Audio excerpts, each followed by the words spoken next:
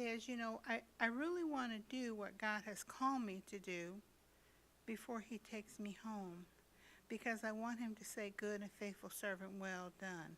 And I'm not saying it's going to be anytime soon, but anytime he's ready, I'm ready. So I praise him for that. And I thank you for all your love and kindness toward me. Each and every one of you, I love you very much. I want you to know that.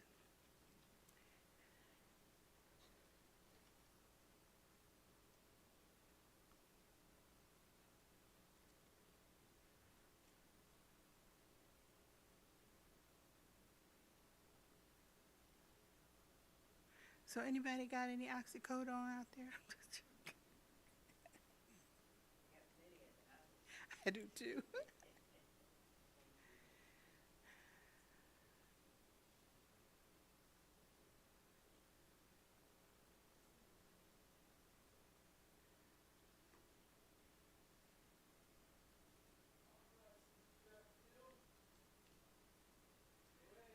Okay.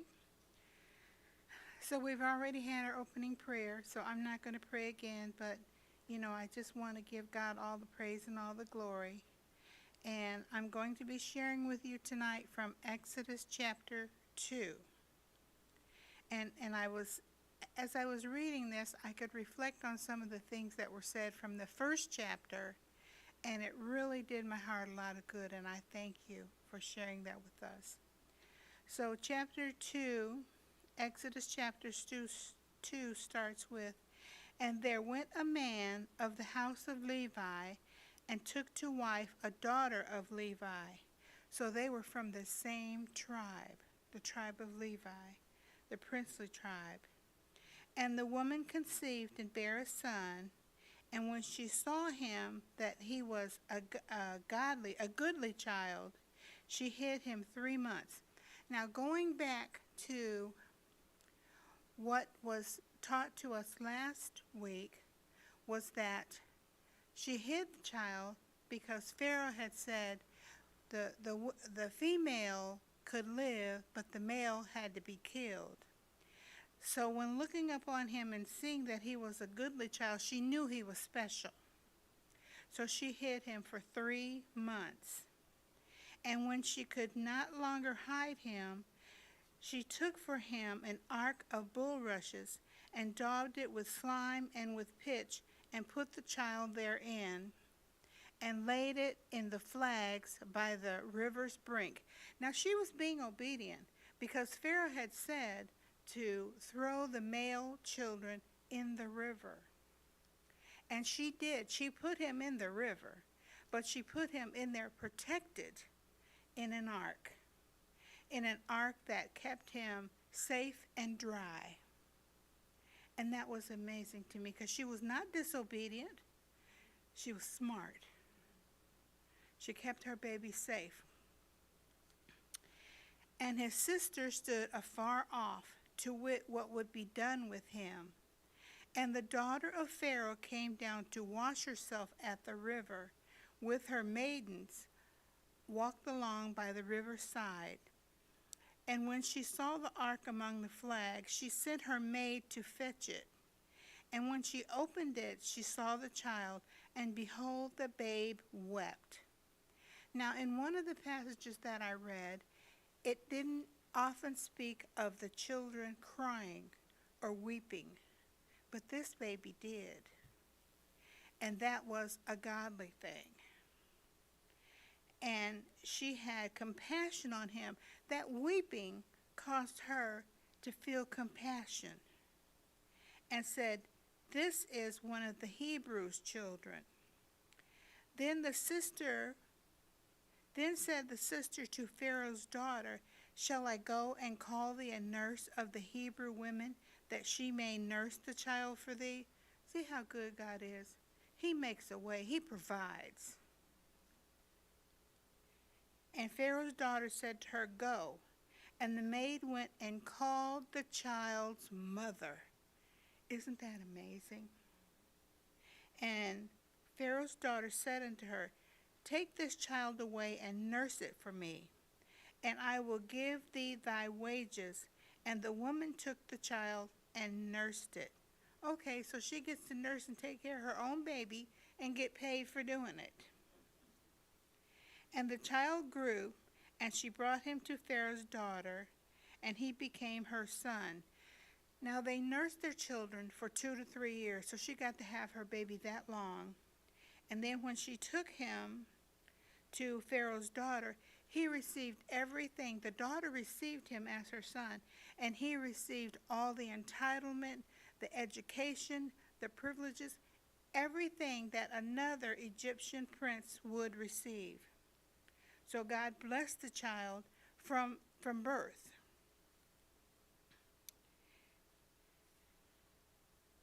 And she called his name Moses.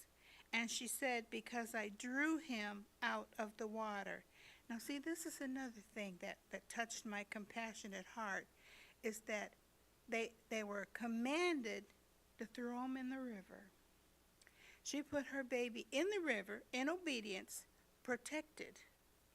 And then he was named Moses because he was drawn out of the water. Isn't that amazing? It's just totally amazing.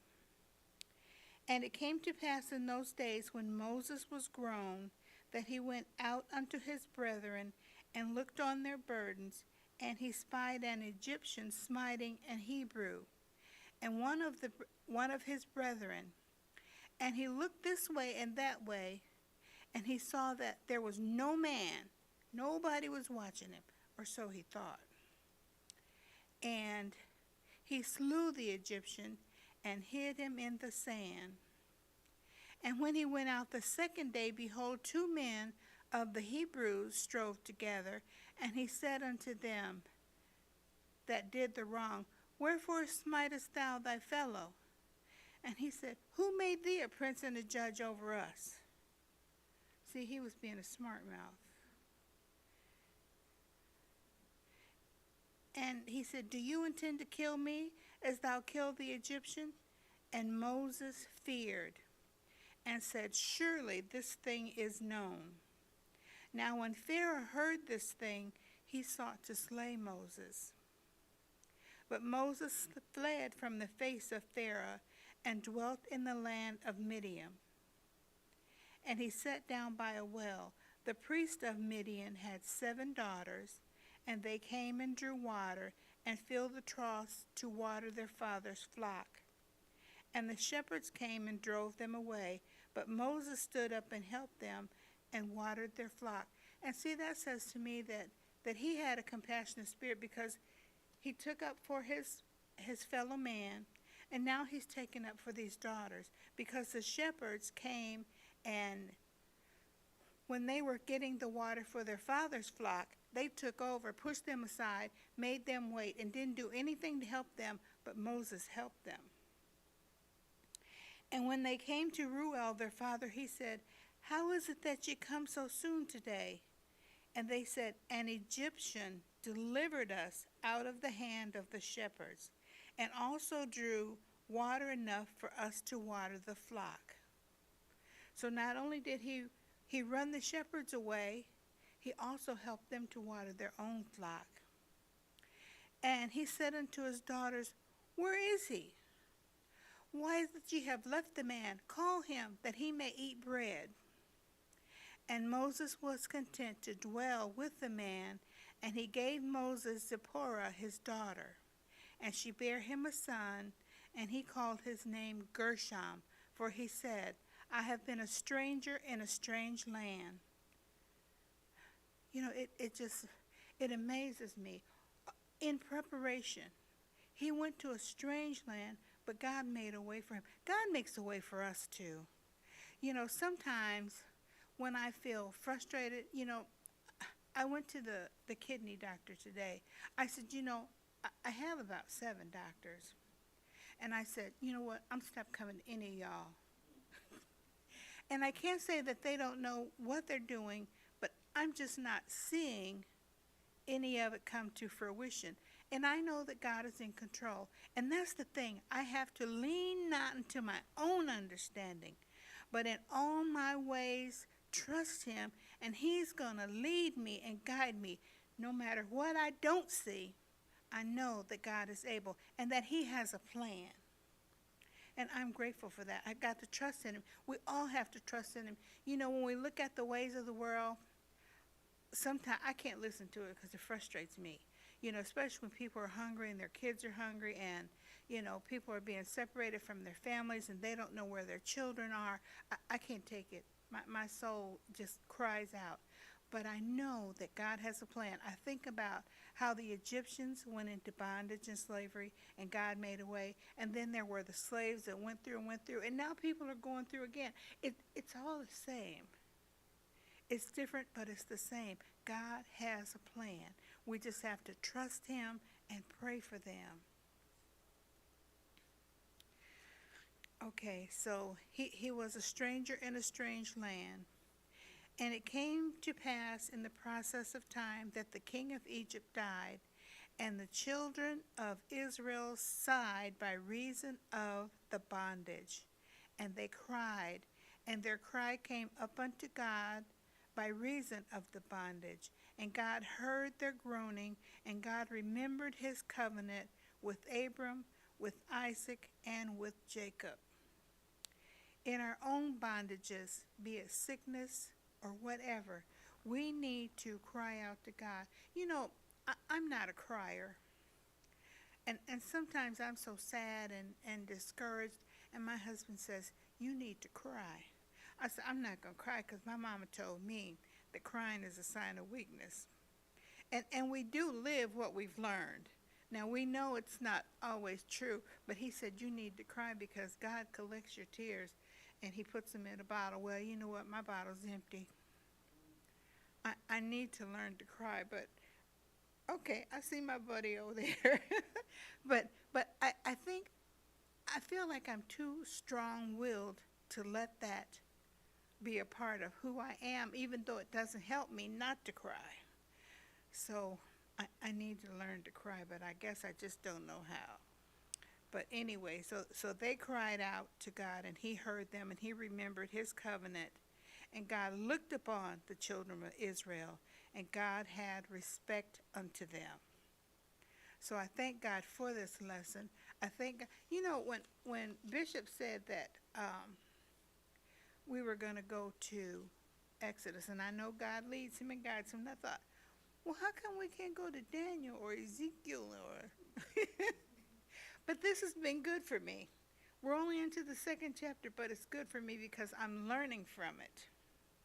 And I pray that as I continue to strive to be all that God will have me to be, that I will learn even more. And I'm willing. I want you to know I'm willing to share with you. And I thank God.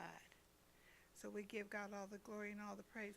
Well, that was a short little thing, wasn't it? Alrighty, I'm done. So come get me, honey.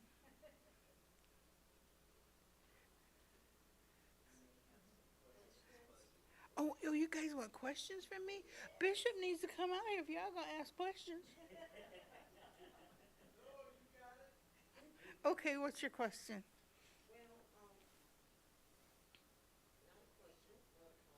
Okay.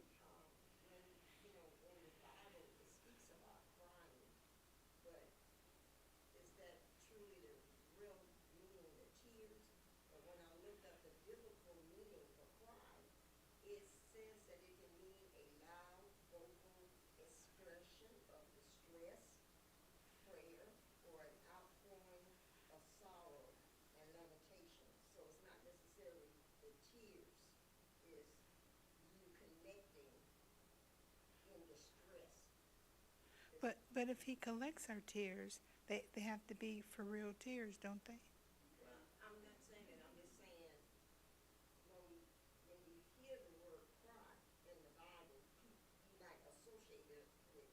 Uh-huh.